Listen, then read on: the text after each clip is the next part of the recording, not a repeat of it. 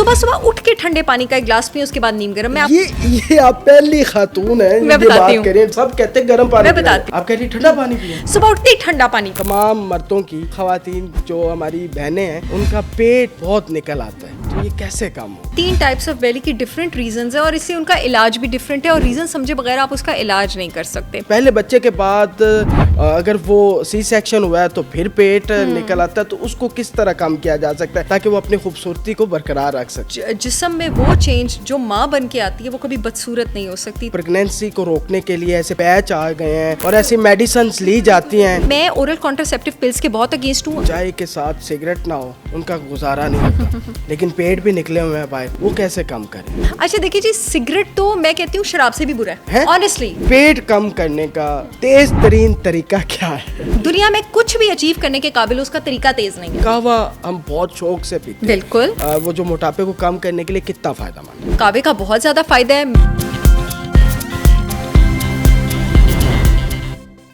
अस्सलाम वालेकुम पाकिस्तान, मैं हूं आपका मेज़बान ज़ैन आसी और आप देख रहे हैं हेल्थ शो विद डॉक्टर सहर चावला। आज हम बात करेंगे, जैसा कि आपको पिछले एपिसोड में हमने कहा था कि बेली फैट के ऊपर बात करेंगे, तो बिल्कुल आज जो हमारा टॉपिक है वो वज़न कैसे कम किया जा सकता है। ये जो हमारी तोंद निकली हुई है बाहर, मतलब मेरी भी थोड़ी बहुत है, मैंने भी आज पूछना है क्योंकि ज़ाहिर सी बात है डॉक्टर सहर चावला के पास ऐसे मशवरे, ऐसे नुस्खे होते हैं कि उससे बहुत फ़ायदा होता है। तो हमारी जितने भी नाजरीन है वो इससे लाजमी फ़ायदा उठाएंगे। डॉक्टर साहब एक बार फिर आपका बहुत शुक्रिया, आपका ही शो है और देखने वाले आपको बहुत पसंद कर रहे हैं। तो बेली फैट के ऊपर नौजवानों के अंदर मैं अपनी उम्र के तमाम मर्दों की जो है वो नुमाइंदगी करते हुए और तमाम ख़वातीन जो हमारी बहनें हैं उनका पेट बहुत निकल आता है इस उम्र के अंदर, तो ये कैसे काम होगा? 3 टाइप्स ऑफ बेली हैं। 3 टाइप्स ऑफ बेली की डिफरेंट रीजंस है और इससे उनका इलाज भी डिफरेंट है और रीज़न समझे बगैर आप उसका इलाज नहीं कर सकते। ख़वातीन में जो बेली सबसे ज़्यादा कॉमन है, हमारी बहनों में, बेटियों में, जो एक लोअर पाउच होता है, ये वाला एरिया जो ऐसे करके निकला होता है, वो होता है आपके पास, अभी इन पर डिटेल में बात करेंगे, एस्ट्रोजन डोमिनेंस की वजह से जो औरतों का जो हार्मोन है जब वो टॉक्सिक हो जाता है, जो इनडायरेक्टली रिलेटेड है जब उनमें टेस्टोस्टेरोन यानी मर्द वाला हार्मोन टॉक्सिक हो जाता है। जो टॉक्सिक किस्म का फीमेल हार्मोन है, एस्ट्रोजन है, वो आपके पास तब बनता है जब औरतों में मेल हार्मोन ज़्यादा हो जाता है और उसकी कन्वर्जन एक एंजाइम यानी वो तब्दील होना शुरू हो जाता है एरोमाटेज से एस्ट्रोजन टॉक्सिसिटी में। आप दुनिया का कोई भी जिम कर लें, अगर आप अपनी एस्ट्रोजन टॉक्सिसिटी को ट्रीट नहीं करेंगी, आपके ये नीचे वाला पाउच नहीं जाना। दूसरी बेली है आपके पास जो मर्दों और औरतों दोनों में होती है, जो आपके पास होती है सैगिंग बेली, ऐसे करके लटकी हुई बेली। ये उन लोगों में है जिनकी बॉडी में बहुत सारे सालों से इंसुलिन हाई है, स्ट्रेस हार्मोन कॉर्टिसोल हाई है और जिनको अब फैटी लिवर हो चुका है, यानी उनका जिगर जो है वो चर्बी की उल्टी कर रहा है। और वो चर्बी की उल्टी किसके ऊपर कर रहा है? सारे ऑर्गन्स के ऊपर, दिल के ऊपर भी कर रहा है, पैंक्रियास के ऊपर भी कर रहा है, किडनी के ऊपर भी कर रहा है और कभी कभी ये फैटी इन्फिल्ट्रेशन शुरू हो जाती है, यानी ये जो चर्बी है ये आपके पास ऑर्गन्स के अंदर जाना शुरू हो जाती है। जहाँ पर जो पहले वाला मोटापा है जिसकी मैंने बात की है, लोअर पाउच वाला, ऐसे नीचे वाला, बिल्कुल ऐसे लटक जाता है, लटक वाला, वो जहाँ पे इतना खतरनाक नहीं है और वो हार्मोन ठीक होने से हो जाता है और वो काइंड ऑफ सुपरफिशियल फैट है, सबक्यूटेनियस है, यानी स्किन के नीचे है, वो चला जाता है। ठीक है, खवातीन का है, वो चला जाता है। जो ये वाला है आपके, और उसमें थोड़ी सी एक्सरसाइज आपके काम आती है लेकिन ज़्यादा डाइट। ये वाला आपके पास एक्सरसाइज से बिल्कुल भी नहीं जाता, ये आपके पास सिर्फ डाइट से ही जाता है। ये फैटी लिवर है क्योंकि ये इतने साल आपका इंसुलिन और आपका स्ट्रेस हार्मोन ज़्यादा था, उसकी वजह से ज़्यादा है। जब तक आप अपना स्ट्रेस और इंसुलिन को नीचे नहीं लेकर आएंगे ये नहीं होगा। इन सब के इलाज पे बात करेंगे। पहले मैं तीसरी टाइप ऑफ बेली बता दूं जो सबसे खतरनाक और जानलेवा है, जो आपके पास प्रोट्रूडिंग बेली होती है। आप वो देखते होंगे वो वाली बेली जो बिल्कुल ऐसे प्रेग्नेंट बेली होती है और वो खास करके जब मर्द हजरात की होती है तो वो बहुत ही ऑकवर्ड लगती है और ऑफ कोर्स ठीक है। और उसकी अच्छा, और इस बेली के साथ एक और फीचर क्या एसोसिएटेड है, इसको सेंट्रीपीटल ओबेसिटी या एप्पल शेप्ड, सेब की शेप की ओबेसिटी भी कहा जाता है। वो इसलिए क्योंकि ऐसे लोगों की नॉर्मली पेरिफ्रीज, बाजू और टांगे बहुत पतली होती हैं और पेट इतना मोटा होता है। ये खतरनाक है जी, ये इससे खतरनाक है क्योंकि इसका मतलब है कि आपके लिवर में स्कार हो गया, जख्म हो गया, फाइब्रोसिस हो गया और वो अब अपने अंदर के फ्लूइड को बाहर फेंक रहा है एब्डोमिनल सैक में, कैविटी में, जिसको एसाइटिस भी कहा जाता है। और ये खुदाना ये प्रोसेस, ये अमल होने में, पेट का पानी, ये पेट का पानी है। ये अमल होना शुरू कब से होता है? ये अमल फैटी लिवर से शुरू होता है। जब फैटी लिवर होने के बाद भी आप अपनी हरकतों से बाज नहीं आते हैं, आप अनहेल्दी लाइफस्टाइल है, सो ठीक नहीं रहे हैं, रिफाइंड कार्ब्स ले रहे हैं, जो अल्कोहलिक्स है वो अल्कोहल ले रहे हैं। अच्छा, ये जो पानी वाला लिवर है ना, ये अल्कोहलिक्स में जो लोग शराब पीते हैं उनमें बहुत ज़्यादा होता है। ये टिपिकल, इसको बियर बेली भी कहा जाता है, जो शराब पीते हैं उनमें बहुत ज़्यादा होता है। अच्छा, ये अब आपके पास 20-25 साल लगा के बनता है, 15 से 20 साल तो लगते हैं, और ये बहुत ख़तरनाक है। लिवर जो है आपके पास ज़ख्मी हो चुका है। ऑफ कोर्स इसमें कोई वर्जिश काम नहीं आती है। यहाँ पर आपके जो इलाज के टारगेट होते हैं वो 3 होते हैं। अब आप जैसे जैसे कहेंगे मैं एक्सप्लेन करती जाऊँगी। अच्छा, बिल्कुल हम इलाज की तरफ आते हैं, लेकिन एक्सरसाइज बताएं ख़वातीन। आपको पता है कि प्रेगनेंसी को रोकने के लिए ऐसे पैच आ गए हैं, हाँ, और ऐसी मेडिसिन ली जाती हैं, और उनसे भी उनगा मोटापा जो है वो दिन ब दिन बढ़ जाता है। बिल्कुल। तो ये उनके लिए बताएं कि वो क्या करें, और पहले बच्चे के बाद अगर वो सी सेक्शन हुआ है तो फिर पेट निकल आता है, तो उसको किस तरह कम किया जा सकता है ताकि वो अपनी खूबसूरती को बरकरार रख सके। अच्छा जी, एक तो ये कि जिस्म में वो चेंज जो माँ बन के आती है वो कभी बदसूरत नहीं हो सकती, तो मैं तो उसको खूबसूरती ही कहूँगी। और दूसरी बात ये है कि हाँ जी, और दूसरी बात ये है कि इस बात को लेके आप सारी ख़वातीन ने चौड़ा नहीं होना और अपना ख्याल रखना जो है वो छोड़ना नहीं है, तो आप अपना ख्याल रखती रहें। जितनी मैं ओरल कॉन्ट्रासेप्टिव पिल्स के बहुत अगेंस्ट हूँ। अब ये जो प्रोजेस्टेरॉन पैच और ये सारे वो आ गए हैं, अब इन पैचेस की वजह से क्या होता है, प्रोजेस्टेरॉन हार्मोन आपके जिस्म में पानी रोकता है, तो वो पानी खड़ा हो जाता है, और वो सारी ये प्रोजेस्टेरॉन हार्मोन आपके पास पीरियड से पहले भी हाई होता है। तभी पीरियड से पहले बहुत सारी औरतें जो है वो ब्लोटेड फील करती हैं। अक्सर पीरियड्स में आपका 2-3 किलो वजन भी इसी हार्मोन की वजह से बढ़ जाता है, और जैसे ही आपको पीरियड्स हो जाए आपका वजन, पेट भी अंदर हो जाता है, वजन भी आपका दोबारा नॉर्मल हो जाता है। प्लीज़ कॉन्ट्रासेप्शन के लिए ओरल कॉन्ट्रासेप्टिव पिल्स यूज़ ना करें, इनके बहुत सारे नुकसान हैं।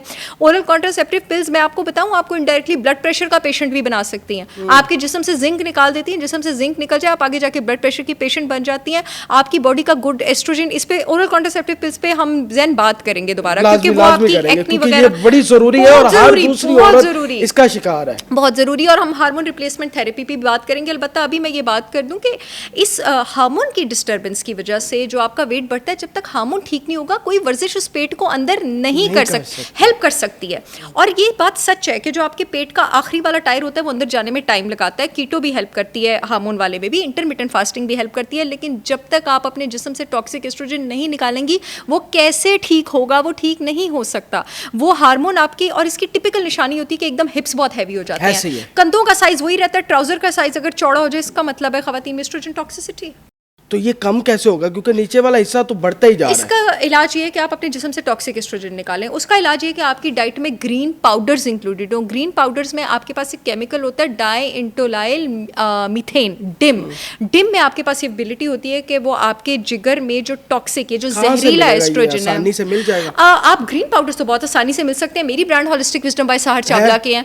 मेरा आंवला है, मेरा करेला है, मेरा मोरिंगा पाउडर है। आप एक टीस्पून अपनी डाइट में जो इंक्लूडेड खाने के बाद लेना है। जो आंवला और मोरिंगा होता है वो आपने हमेशा खाली पेट लेना होता है, और वो मैं अपने हमेशा पेशेंट्स को कहती हूँ कि आप दिन में बदल के लें।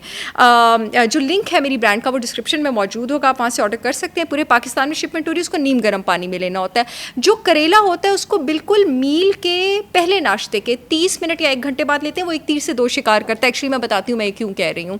वो एक्चुअली आपका जो है हार्मोन लेवल तो नॉर्मल करने में हेल्प करता ही करता है, उसके साथ आपके ब्लड शुगर लेवल्स मेंटेन रखता है। एक तीर से 2 शिकार, आपके ब्लड शुगर लेवल्स जो अगर मेंटेन रहेंगे, आप डायबिटिक नहीं होंगे, आपको बार बार जो है वो फूड क्रेविंग्स नहीं होंगे। एक और बड़ा अच्छा सप्लीमेंट होता है, वो मेरे पास तो अवेलेबल नहीं है, बड़ी एक नायाब चाइनीज़ हर्ब है सिलीमेरिन। उसका एक बड़ा रिफाइंड फॉर्म ऑफ सप्लीमेंट होता है मिल्क थिसल।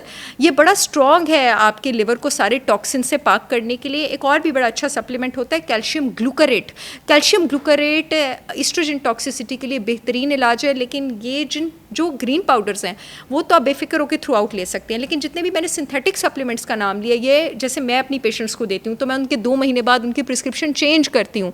ये आपने अपने डॉक्टर के मशवरे के आपने 2-2 महीने बाद ये चेंज करवानी है, क्योंकि ये कैल्शियम ग्लूकारेट और डिम जाके आपकी बॉडी में आपके हार्मोन से प्ले कर रहा है। तो ये आपने खुद से अनसुपरवाइज नहीं लेना। अच्छा डॉक्टर साहब, पिछली वीडियो के अंदर एक कमेंट आया था, मैंने कहा वो भी पूछ लूँ कि एक तो अपना क्लिनिक का बता दें, आपके किस तरह अपॉइंटमेंट ली जा सकती है, टाइमिंग क्या है, और आपका क्लिनिक है किधर। ये बड़े कमेंट थे, बार बार लोग पूछ रहे थे, तो मैं चाहता हूँ कि इसमें आप बता ही दें। मैं शॉर्ट आंसर कर देती हूँ। अपॉइंटमेंट्स के लिए मेरा सिर्फ एक नंबर है 032194360669। उस पर आपने कॉल नहीं करनी है अपॉइंटमेंट के लिए, व्हाट्सएप पे मैसेज ड्रॉप करना है, एक दिन के अंदर रिप्लाई आ जाता है, हफ्ते के अंदर की अपॉइंटमेंट मिल जाती है। प्रैक्टिस मैं लाहौर में करती हूँ, smile on medical and dental centre में, जो शौकत खानम के पास है, लेकिन अपॉइंटमेंट्स मैं खुद डालती हूँ, दुनिया में किसी को मेरी अपॉइंटमेंट डालने की इजाज़त नहीं है। और उसके अलावा ऑनलाइन अपॉइंटमेंट्स मैं पूरी दुनिया में करती हूँ। इस वक्त माशाल्लाह 26 मुल्कों में मेरे पेशेंट्स हैं। बड़ी बात है। अच्छा डॉक्टर साहब, जो खैर ख़वातीन की बात कर ली, अब नौजवानों की बात करते हैं। चाय के साथ सिगरेट ना हो उनका गुजारा नहीं होता, लेकिन पेट भी निकले हुए हैं बाहर, वो कैसे कम करें? अच्छा देखिए जी, सिगरेट तो मैं कहती हूँ शराब से भी बुरा है? ऑनेस्टली सिगरेट आपकी बॉडी में इतना हैवक क्रिएट करता है लगता है जहन ने अभी एपिसोड के बाद जो सिगरेट पीना था वो नहीं पिएंगे, आप सोचेंगे ज़रूर पीते हैं।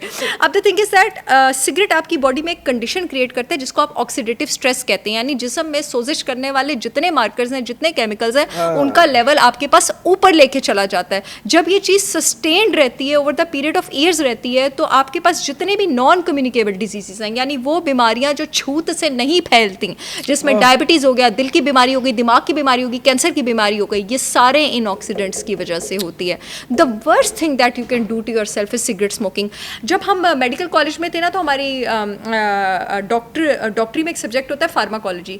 फार्माकोलॉजी में एक लाइन थी, वो जो फार्माकोलॉजी में एडिक्शन, कैटजंग बड़ी मशहूर किताब है, सारे मेडिकल स्टूडेंट्स इससे रिलेट कर पाएंगे, सबसे मुश्किल किताब है फार्मा की, तो स्टूडेंट्स उससे बहुत भागते हैं, लेकिन मैंने वही पढ़ी थी। उसमें था एडिक्शन की डेफिनेशन क्या होती है, तो जो स्मोकिंग है ना वो एडिक्शन की डेफिनेशन में नहीं आती है, बिकॉज एडिक्शन कहते हैं फिजिकल डिपेंडेंस को, यानी आपके जिस्म का फंक्शन जिस चीज़ पे डिपेंड करना शुरू कर दे। स्मोकिंग साइकोलॉजिकल डिपेंडेंस है, जैसे चाय है, आप चाहें तो आप इसको छोड़ सकते हैं। हाँ ये सच है कि उसमें जो निकोटीन, जो कैफीन मौजूद है, वो आपके डाइजेस्टिव सिस्टम को, कुछ लोगों का स्टूल उसके बाद इजीली पास होता है, उसमें हेल्प करता है, बिकॉज जो निकोटीन और कैफीन है वो आपके जिस्म के पैरासिम्पैथेटिक सिस्टम को, जो रेस्ट और डाइजेस्ट सिस्टम है, उसको एक्टिवेट करता है, लेकिन इसको छोड़ना कंपैरेटिवली आसान है, या आपकी जहनी डिपेंडेंस है। तो इसका कोई दूसरा हल है कि वो कैफीन और निकोटीन दूसरे तरीके से अगर वो ले सके, ताकि वो उनका, अब तो बहुत सारी हमारे पास निकोटीन च्युइंग गम्स और इस तरह की चीज़ें अवेलेबल हैं जो कि डेफिनेटली आपको इनिशियली हेल्प करती है, लेकिन मैं आपको बात बताऊं, to wean off from any kind of addiction, चाहे वो बुरा लाइफस्टाइल हो, चाहे वो सुस्ती की आदत हो, चाहे वो शराब हो, चाहे वो सिगरेट हो, चाहे वो देर से उठने की आदत हो, सबसे बड़ी ताकत इंसान का इरादा ही होता है। अगर आप किसी चीज़ की तस्दीक नहीं करते, आप उसको तस्लीम नहीं करेंगे, जब तक यहाँ से नहीं आवाज़ आती ना कि ये करना है, तो वो होता ही नहीं। तो यहाँ से आना, पेट कम करने का तेज तरीन तरीका क्या है? दुनिया में कुछ भी अचीव करने का, जो अचीव करने के काबिल, उसका तरीका तेज नहीं है। सबसे पहले तो अगर आप पेट कम करना चाहते हैं, अगर आपका लिवर सिरोसिस, अल्लाह ना करे, वो तो बड़ी एक एक्सट्रीम स्टेज है, वो रिवर्सिबल नहीं होती है, उसके लिए भी आपको वेजिटेरियन डाइट फॉलो करनी पड़ेगी। अपने अगर आप ड्रिंक करते हैं, स्मोक करते हैं, वो चीज़ें आपको छोड़नी पड़ेंगी। अपनी डाइट में विटामिन ई इंक्लूड करना पड़ेगा, 300 मिलीग्राम। ये मैं सारे उन लोगों के लिए कह रही हूँ जिनकी प्रेग्नेंट बेली है, दिन में 2 से 3 बार, वो बड़ा उसमें हेल्प करता है। अगर आपका हार्मोनल है, जो मैंने आपको एस्ट्रोजन टॉक्सिसिटी बताई है, पहले आप उसका इलाज करेंगी, आप कीटो करेंगी, आप इंटरमिटेंट फास्टिंग करेंगी, आप रात को जल्दी सोएंगी, आप सुबह वॉक करेंगी। और अगर आपकी पहले वाली बेली है, जो मैंने आपको फैटी लिवर का है, अगेन आप कीटो करेंगे, आप इंटरमिटेंट फास्टिंग करेंगे, आप रात को जल्दी सोएंगे, सुबह जल्दी उठेंगे और एक अपनी लॉन्ग जर्नी की तरफ निकलेंगे। देखिए जी, ऐसा नहीं होता कि हम एकदम से, कोई जादू की फकी नहीं है, चीज़ें आपको हेल्प करती हैं, चीज़ें हर्ब्स हेल्प करती हैं, ज़मीन आसमान का फ़र्क डालती हैं, लेकिन ऐसा होता है कि आप किसी रास्ते की तरफ निकलते हैं, तो जब आप कुछ अर्सा उसकी तरफ चलते हैं, फिर जब आप एक दिन पीछे मुड़ के देखते हैं, तो आपको नज़र आता है कि आप वहाँ पे चल चुके हैं और अब आपको रिजल्ट्स नज़र आ रहे हैं। तो जैसे आपका बेड़ा करके एक दिन में नहीं हुआ ना, बेड़ा सुधर भी एक दिन में नहीं सकता। ऐसे ही। अच्छा, योगा और एक्सरसाइज में क्या फ़र्क है? देखिए जी, yoga is a kind of meditation as well. Exercise में आपके पास बॉडी की विग्रस मूवमेंट्स हैं, विग्रस ट्रेनिंग है। योगा एक ऐसी चीज़ है जो कि आपके बॉडी के फंक्शंस को भी हेल्प करती है, कार्डियोवैस्कुलर सिस्टम को भी हेल्प करती है। अगर मुझे दोनों चीज़ों में से एक चीज़ चूज़ करना हो, मैं योगा चूज़ करूँगी। आपके रेस्पिरेटरी सिस्टम को भी हेल्प करती है। मेरी एक पेशेंट थी, उनका यूट्रस प्रोलैप्स हो गया था, बाहर ऑलमोस्ट निकल आई थी, योगा से उन्होंने अपने यूट्रस की पोजिशन ठीक की है। यस, मतलब yes, yes, it was a uterus. तो योगा में बहुत ज़्यादा ताकत है, उसमें फिर एक्सरसाइज भी बहुत ज़बरदस्त चीज़ है। वो लोग जो हिट करते हैं, हाई इंटेंसिव ट्रेनिंग जो होती है, जो स्ट्रेंथ ट्रेनिंग करते हैं, आपकी फैमिली में इसमें इतनी ताकत है स्ट्रेंथ ट्रेनिंग में कि अगर आपकी फैमिली में हड्डियों की बीमारी है तो आप उसको रोक सकते हैं स्ट्रेंथ ट्रेनिंग की आदत डाल के। बिकॉज अगर आप हफ्ते में 3 बार भी स्ट्रेंथ ट्रेनिंग करते हैं, आपका कैल्शियम और फॉस्फोरस वापस जाके हड्डियों में डिपॉजिट होना शुरू हो सकता है। बिल्कुल।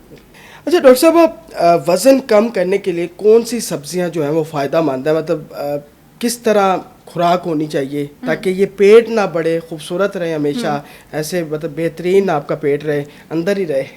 अच्छा, स्टार्ची वेजिटेबल्स जो हैं जैसे आलू हो गया, कॉर्न हो गया, इनसे आप कंपैरेटिवली दूर रहें। और अगर आप फैटी लिवर ट्रीट करना चाहते हैं, साथ अपना वज़न कम करना चाहते हैं, जो क्रूसीफेरस वेजिटेबल्स हैं, जैसे जितने ग्रीन लीफी वेजिटेबल्स हैं, आपके पास गोभी हो गया, आपके पास ग्रीन लेटिस लीव्स हो गए, आपके पास स्पिनिच हो गया, अगर कोई ब्रोकली अफोर्ड कर सकता है, केल अगर आपको अवेलेबल है आपके पास, ये सारी चीज़ें ग्रीन लीफी वेजिटेबल्स, इनको ज़ीरो कैलोरी वेजिटेबल्स भी कहा जाता है। ये एक तीर से दो शिकार करते हैं, इनमें कैलोरीज भी कम होती हैं और दूसरा ये आपका फैटी लिवर ट्रीट करने में भी हेल्प करते हैं, तो ये बेहतरीन सब्जियाँ हैं। एक तो ब्लैक कॉफ़ी का बता दें कि वो फैटी लिवर के लिए कितनी फ़ायदेमंद है, और दूसरा कहवा हम बहुत शौक से पीते हैं, बिल्कुल, उसका सही टाइम क्या है, कि हम सही टाइम पे पी रहे हैं वो भी बता दें, और वो हमारी बॉडी के अंदर वो जो मोटापे को कम करने के लिए कितना फ़ायदेमंद है। कावे का बहुत ज़्यादा फ़ायदा है। मैंने अपना एक वेट लॉस कावा निकाला हुआ है, स्लिम शॉट टी, और एक मैंने डायबिटीज़ को कंट्रोल करने के लिए भी निकाला हुआ है, डायफिक्स टी, और मैं आपको उसके इंग्रेडिएंट्स बताती चलूँ। ये सारे हर्ब्स आपके वेट लॉस करने में जो है वो काम आते हैं। जैसे मेरे स्लिम शॉट टी में आपके पास नींबू के छिलके, लेमन पील मौजूद है। अब मैंने नींबू का छिलका क्यों डाला है, आपको पता है नींबू का रस क्यों मशहूर है वज़न कम करने के लिए? क्योंकि उसमें विटामिन सी होता है, और विटामिन सी जिस्म के डिफरेंट हिस्सों से चर्बी लेके आता है, उसको जिगर में लेके जाता है कि तुम यहाँ पे जाके डिस्ट्रॉय हो। जो नींबू का छिलका होता है उसमें नींबू के रस से भी ज़्यादा विटामिन सी होता है चर्बी गालने के लिए, इसलिए मैंने अपनी स्लिम शॉट टी में लेमन पील इंक्लूड किया। उसके साथ मैंने उसमें ग्रीन टी एक्सट्रैक्ट्स इंक्लूड किए हैं। ग्रीन टी एक्सट्रैक्ट्स में आपके पास एक कंपाउंड होता है ECG, एपीगैलोकैटेचिन। एपीगैलोकैटेचिन में अगेन एबिलिटी होती है आपके फैट्स की जो ऑक्सीडेशन है, उसकी डिस्ट्रक्शन है, उसको तेज़ करने की। उसके साथ मैंने उसमें हिबिस्कस टी इंक्लूड किया। हिबिस्कस आपके पास 5000 साल पुराना चाइनीज़ हर्ब है जो आपके पास ब्लड शुगर लेवल्स रेगुलेट करने में काम आता है। उसके साथ मैंने उसमें सिनेमन, श्रीलंकन सिनेमन जिसको सिलोन कहा जाता है, SCEYLON, वो मैंने इंक्लूड की है। आज तक 49 एंटी डायबिटिक हर्ब्स पे रिसर्च हुई है जिसमें सिलोन टॉप पर है। आपके इंसुलिन लेवल्स को नीचे लेके जाती है, आपकी शुगर क्रेविंग्स जो है उसको नीचे लेके जाती है। सो ये सारी कुछ हर्ब्स और इस तरह की कुछ हर्ब्स मैंने इंक्लूड किया। और इनको लेने का बेस्ट टाइम क्या होता है, खाने के 30 मिनट के बाद कावे की तरह आप इसको बना के पी लें। जैसे मेरी स्लिम शॉट टी और मेरी डायफिक्स टी, जब आप उसको ओपन करेंगे तो उसमें आपको गंदे गंदे टी बैग्स नहीं नजर आएंगे, उसमें आपको फ्रेश नायाब हर्ब्स नजर आएंगे जिन सबका मैंने नाम लिया है। तो नहीं है आप वाली? नहीं, बिल्कुल भी नहीं। आपको पता है पाकिस्तान में शिपमेंट हो रही है तो पाकिस्तान की ऑडियंस के हिसाब से, और फिर एक डब्बा आपका 1.5-2 महीने चल जाता है। तो इस तरह की, तो आप उसको कावे की तरह पकाएं, उसको 20 से 25 मिनट आप स्टीप होने दें, आप ढक के स्टीप होने दें। उसके बाद आप उसको मज़े से पिएं। लेकिन उसके साथ साथ ये भी बहुत ज़रूर, आपका आई एम सॉरी दूसरा सवाल क्या था? एक तो ये चाय से रिलेटेड था ना, दूसरा था फैटी लिवर के लिए ब्लैक कॉफ़ी। ब्लैक कॉफ़ी बहुत अच्छी चीज़ है दैन वो, इससे बिकॉज असल में जो कॉफ़ी लेना किस टाइम? बिल्कुल मैं बताती हूँ। असल में जो कॉफ़ी होती है आपके पास वो होती ही ब्लैक कॉफ़ी है। जब आप उसको दूध में डालते हैं तो आप उसको ख़राब कर देते हैं। ब्लैक कॉफ़ी और ब्लैक टी में आपका मेटाबॉलिज्म यानी बॉडी का कैलोरी बर्निंग प्रोसेस तेज़ करने की बहुत ज़्यादा एबिलिटी होती है। सुबह खाली पेट ना लें उसको, सुबह जब भी डायबिटीज़ के पेशेंट भी ले सकते हैं? बिल्कुल ले सकते हैं। सिर्फ अल्सर के पेशेंट ना लें, वो पेशेंट ना लें जिनके जिस्म की तासीर बहुत ज़्यादा गर्म है, ठीक है, जिनको कैफीन आपके पास सूट नहीं करती, नहीं बिल्कुल ना लें। गट के पेशेंट्स ना लें। बाकी अगर आपको गट का प्रॉब्लम नहीं है, आप वेट लॉस करना चाहते हैं, या चाहे आपको कोई हार्मोनल इशू भी है, आप डायबिटिक भी हैं, आप कोलेस्ट्रॉल ब्लड प्रेशर, लेकिन गट का इशू नहीं है, आप उसको लें, आप उसको ले सकते हैं। लेकिन सुबह सबसे पहले जो आपके जिस्म में चीज़ जानी चाहिए वो पानी जाना चाहिए। उसके बाद थोड़ी देर बाद नीम गर्म पानी जाना चाहिए। सुबह सुबह उठ के ठंडे पानी का एक गिलास पिए, उसके बाद नीम गर्म। मैं आपको उसकी फिलॉसफी बताती हूँ। ये आप पहली खातून है मैं बताती हूँ, पहली डॉक्टर है, हालांकि सब कहते हैं गर्म पानी। मैं बताती हूँ आपको, आप कह रही ठंडा पानी पिए, सुबह उठते ही ठंडा पानी पिए। उसकी रीज़न ये है कि जब सुबह उठते ही आप चिल्ड पानी पीते हैं ना, तो आपका जो कैलोरी बर्निंग प्रोसेस है वो सुबह सुबह बॉडी शॉक में आ जाती है, 30% बढ़ जाता है। उसके बाद जो पूरा दिन आपने पानी पीना है वो आपने नीम गर्म पानी पीना है। मुझे नहीं याद कि मैंने पिछले 13 सालों में कभी फ्रिज से निकाल के पानी पिया। I don't remember, I can't remember. लेकिन सुबह उठ के तो ठंडा पानी, सुबह उठ के मैं ठंडा चिल पानी ये वैसे एक नई चीज़ है, ये करनी चाहिए। अच्छा डॉक्टर साहब, वो तो आपने बता दिया, लेकिन जिनके मतलब एक्सरसाइज के हवाले से बताया आपने, लास्ट टाइम गट्स का बताया था कि गट्स के साथ आपने अपनी जवानी को लेके चलना है, क्योंकि असूल आपको जवानी में काम आते हैं, ऐसे ही है। मैंने उस पर अमल किया है, मैंने बड़ा अपने आप, आई कैन सी इट, ठीक है, और मैंने फास्टिंग भी किया और साथ एक्सरसाइज कर रहा हूँ। आपकी बातों से मुझे लग रहा है कि मेरे अंदर ये फ़र्क महसूस हो रहा है। अब बाकियों को भी बताएं, उन गट्स का, वो बार बार वो जो आपने गट्स की बात की थी ना, वो हमारे नौजवानों को, जिसमें ख़वातीन भी आती हैं, जिसमें हमारे बहनें भी आती हैं, और सबको बताएं कि किस तरह वो कौन से असूल हैं जिससे आप जवानी जो है वो बेहतर और बुढ़ापा उससे भी बेहतर कर सकते। सबसे ज़्यादा मुझे जब भी कोई पूछता है ना कि आप कि ये कांस्टेंट एक्टिव रहने का राज क्या है, सीक्रेट क्या है, या जो भी चीज़, तो मैं कहती हूँ मेरी रूटीन। आपकी फलाह का राज और आपकी बर्बादी का राज दोनों आपकी रूटीन में छुपा हुआ है। दोनों, अगर आप कामयाब हैं वो भी रूटीन की वजह से हैं, बर्बाद हैं वो भी आप रूटीन की वजह से हैं। रात को जल्दी सोएं, सुबह जल्दी उठें। हमारे मज़हब में इतना ज़्यादा एम्फेसिस है सुबह की सैर पे, there is a reason behind it.